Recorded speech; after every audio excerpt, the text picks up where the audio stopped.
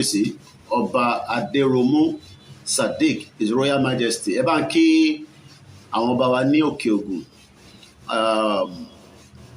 Update tí mo gbọ́ lọ́dọ̀ chief, we will not be heading out tomorrow because kábíyèsí ọba Ọ̀nàníbodè wọ́n ì tí ì padà sílùú, wọ́n ní wọ́n travel. Abiodun George mo kí ẹ brother mi, so kò sí movement kankan ní ọ̀la, so a máa fún wa ní more update. So bóyá ọmọ Ọ̀ṣun state ẹ lọ máa gbáradì sílẹ̀, ẹ̀yin ti Kogi ẹ ṣé gan ni fún gift.